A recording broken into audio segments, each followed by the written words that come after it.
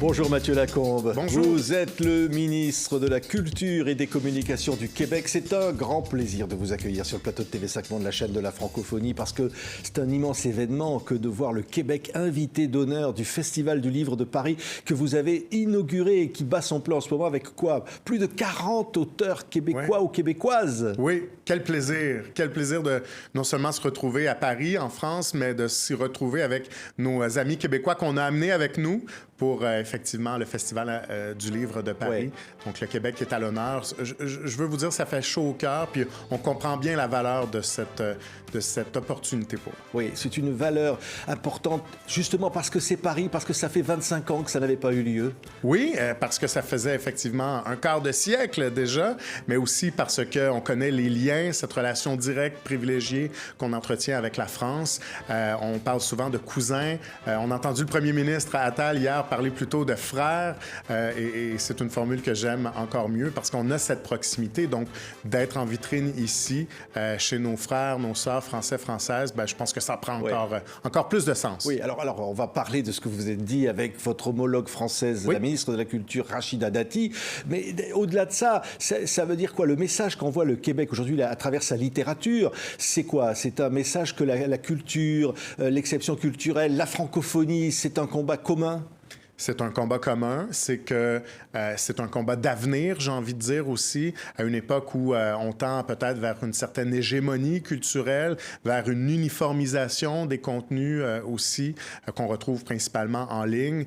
Et bien sûr, quand je parle d'hégémonie, quand je parle d'uniformisation, tout ça vers l'anglais principalement. Et c'est pas ce qu'on souhaite. Et la langue française, elle est vigoureuse, et je pense que non seulement la littérature québécoise, mais la littérature française, nos deux cultures, notre culture commune francophone démontre qu'il y a une effervescence. Ouais. Et ça, je pense que c'est rassurant. Ce qui est extraordinaire, on le voit bien, c'est la diversité de cette littérature, qui représente aussi la diversité de la population québécoise, au fond. Oui, tout à fait, parce qu'on a bien sûr des écrivains qui proviennent de la diversité. On a des gens qui l'incarnent très bien. Pensons à Dany Laferrière, par exemple, qui est probablement... Alors lui, c'est à la fois Haïti, la France, où il est Académie française, et puis le Québec, Montréal, qui lui a tout apporté aussi. Hein. Tout à fait. Donc, c'est un formidable exemple. Et nos auteurs s'illustrent tellement bien ici, et on aime tellement lire les vôtres aussi.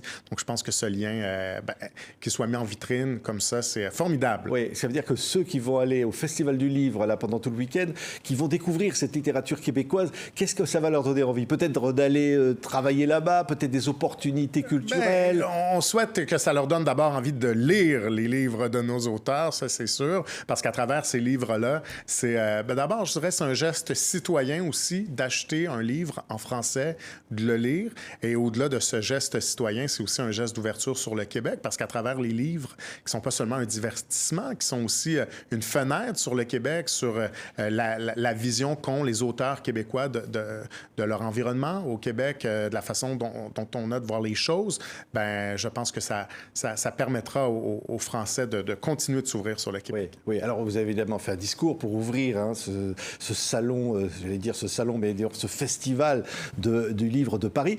Aux côtés donc de Rachida Dati, la ministre française de la Culture, on a senti qu'il y avait un courant qui passait bien entre vous. À un moment, elle avait même pris un fou rire. Vous aviez l'air de vous entendre incroyable. Oui. Ben, on s'entend bien, effectivement, et c'est une relation naissante.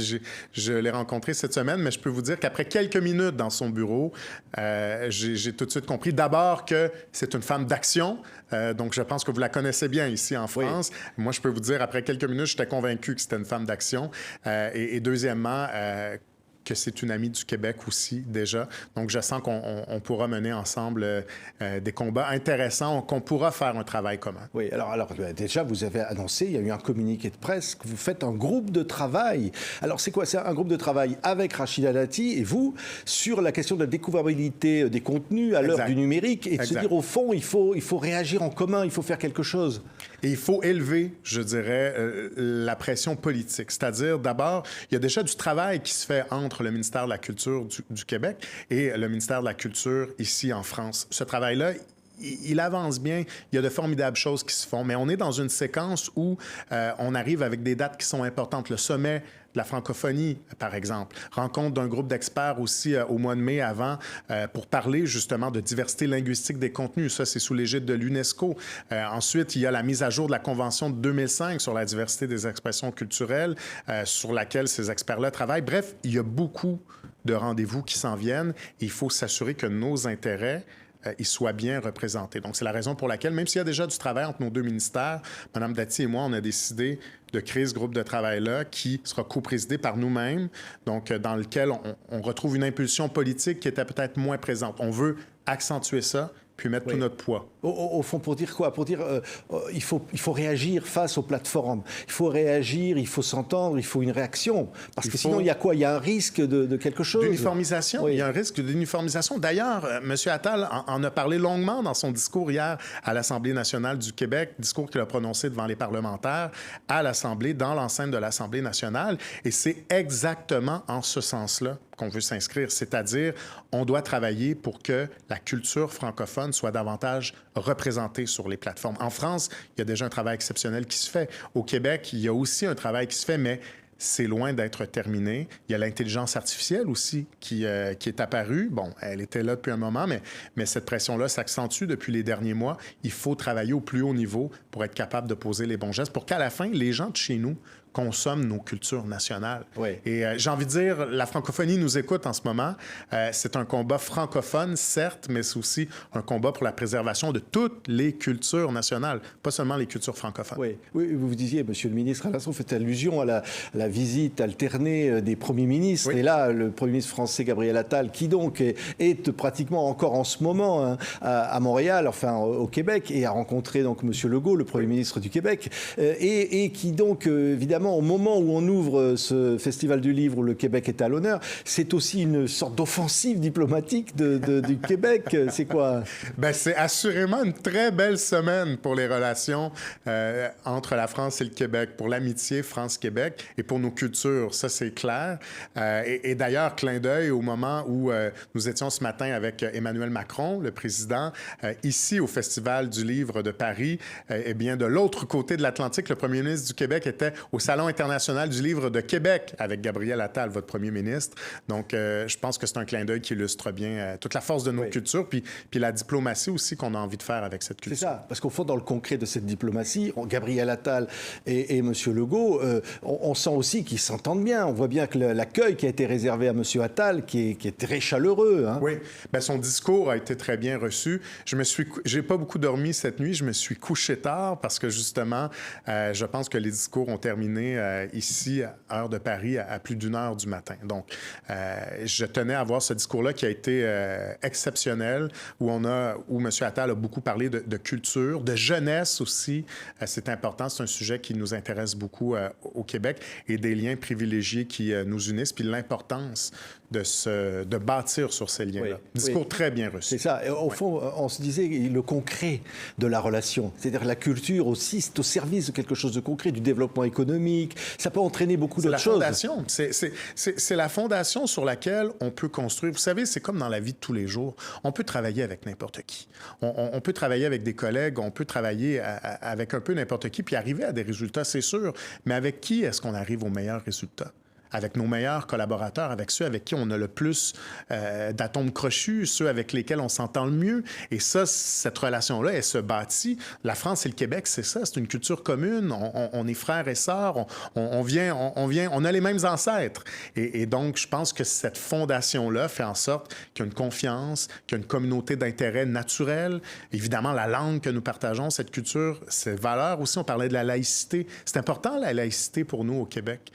Tout comme en France. Et on est conscient que parfois, ça froisse certaines personnes, mais ce sont des valeurs pour nous qui sont non négociables. Donc, quand on a tout ça, bien, on peut construire le reste beaucoup plus facilement. L'économie, par exemple, la lutte contre les changements climatiques, on devient des alliés qui, à la base, sont naturels et donc, je pense qu'ils sont beaucoup plus performants parce qu'ils se font confiance et parce qu'ils partagent vraiment les mêmes intérêts. Donc, c'est plus qu'une relation intéressée au sens où elle serait strictement stratégique.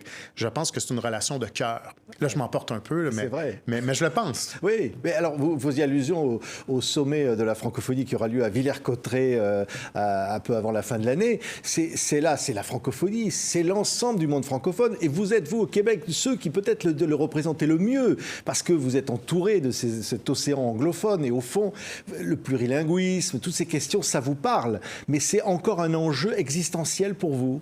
Ça nous parle et je dirais que ça nous met parfois un peu dans le coin parce que je parle souvent avec des gens ici en France qui nous disent oui, c'est important de préserver la langue française, mais de la perspective québécoise, c'est une urgence parce que on la sent, cette pression-là. On est entouré de quoi? 400 millions d'anglophones qui parlent cette langue unique qu'est l'anglais. Donc oui, évidemment, il y a d'autres langues, mais bien majoritairement l'anglais. Et cette pression-là, elle est très grande sur le Québec.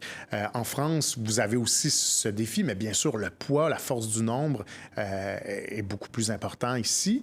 Ensuite, les locuteurs étrangers autour ont beaucoup plus de langues. C'est pas une langue unique comme l'anglais qui pèse sur le Québec. Donc oui, c'est toujours un défi, mais ce défi-là n'est pas insurmontable. Et je pense que la culture, c'est la clé. Parce que si nos jeunes grandissent en écoutant de la musique en français, en écoutant la télévision, donc des contenus audiovisuels en français, en lisant des livres en français, la langue, ils vont la conserver, ils vont être imprégnés de cette culture-là. Donc, je ne pense pas que c'est insurmontable. Parce qu'au fond, vous dites, la culture, c'est une forme de modernité, c'est une forme de se tourner vers l'avenir, penser aux jeunes. C'est ça, la culture? La culture, c'est effectivement ce qu'on doit léguer à notre jeunesse. Parce qu'en ce moment, le risque, c'est de perdre une génération. Et je dis ça à tous les partenaires que je rencontre. On ne peut pas se permettre de perdre une génération parce que si on perd une génération, et quand je dis perdre, j'entends la perdre aux mains d'une autre culture qui est une culture dominante, la culture anglophone, ces jeunes-là vont grandir, on les aura perdus et eux-mêmes, quand ils auront des enfants, qu'est-ce qui arrivera? Qu'est-ce qui arrivera? Le soir, quand ils vont se coucher, est-ce qu'ils liront des livres en français à leurs enfants? Non. Est-ce qu'ils écouteront de la musique en français avec leurs enfants? Non. Est-ce qu'ils leur chanteront des berceuses en français en s'endormant? Non. Nous, on veut que ça perdure. On veut que les berceuses soient en français à l'avenir. On veut que les livres soient en français. Et pour ça, ces jeunes-là, on doit leur parler maintenant. Il ne faut pas les abandonner. Merci, Monsieur le ministre. J'ai vu que vous avez fait un petit cadeau à Rachida Dati, la ministre française de la Culture. Elle est repartie avec un sac de livres du Québec. Oui, on voulait un sac de livres. Ça se rappelle de nous. Et là, elle a de la lecture. Et vous lui avez sélectionné les bouquins du Québec pour qu'elle découvre vraiment la littérature. Ça, c'est chouette. Tout à fait. On lui en a donné. On en a donné aussi à votre président, M. Macron, notamment des livres jeunesse. J'ai insisté, je voulais qu'il y ait des livres jeunesse à l'intérieur. Donc, on a donné ça comme un clin d'œil. Bon, vérifiez s'il les a bien lus après, attention. Merci beaucoup, Monsieur le ministre Mathieu Lacombe, ministre de la Culture et des Communications du Québec, d'avoir été notre invité sur TV5 Monde. Excellent festival du livre et vive le Québec, comme vous l'avez dit dans votre discours. Et vive la culture francophone. Merci, Monsieur le ministre.